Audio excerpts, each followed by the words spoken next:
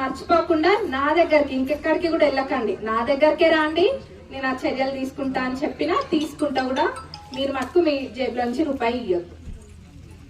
మరి కాంగ్రెస్ ప్రభుత్వము ఇదే స్ఫూర్తితో ముందుకెళ్తుంది.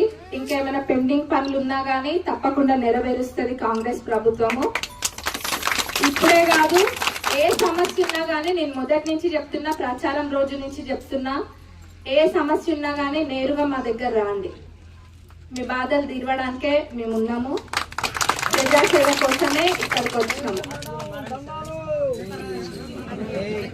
మరి అందరూ కూడా దయచేసి అప్లై చేసుకోండి.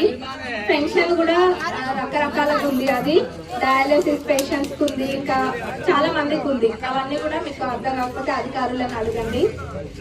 ఇంకా ఎవరైనా కూడా లాస్ట్ మినిట్ దాకా చేయని వాళ్ళు ఉన్నా కానీ నిజంగా వాళ్ళకి చాలా అవసరం ఉందని అంటే దాన్ని కూడా డెఫినెట్ గా ప్రభుత్వం దృష్టిలోకి నేను తీసుకెళ్తా. కానీ మీరందరూ కూడా టైం ప్రకారం చేయండి దాన్ని.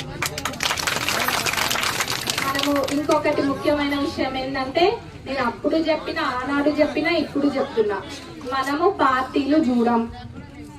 ఎవరే పార్టీ అన్నది దయచేసి అధికారులు, లీడర్స్ కూడా చూడకండి. మనకి ఏ పార్టీ అన్నది ముఖ్యం కాదు, వాళ్ళ కుటుంబానికే కానివ్వండి, ఆ అప్లై చేసిన వ్యక్తికే కానివ్వండి, అవసరం ఏ తిరుగుంది అన్నది మనకి ఇంపార్టెంట్. అంతేగాని వాళ్ళ ఆ పార్టీ వాళ్ళని, ఇంకో పార్టీ వాళ్ళని మనం భేదం చూపిస్తే మటుకు మనము చూపియద్దు.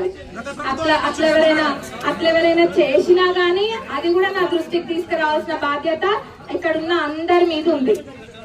కాబట్టి అందరూ కూడా ఇది దృష్టిలో పెట్టుకోండి. డబ్బులు తీసుకోవద్దు, పార్టీలు చూడొద్దు, అర్హులైన వాళ్ళని మటుకు చూడాలి. ఇవన్నీ కూడా వెరిఫై అయితే తప్పకుండా మరి కాంగ్రెస్ ప్రభుత్వం అన్ని కూడా అమలు పరుస్తుంది. మళ్ళీ కలుద్దాం.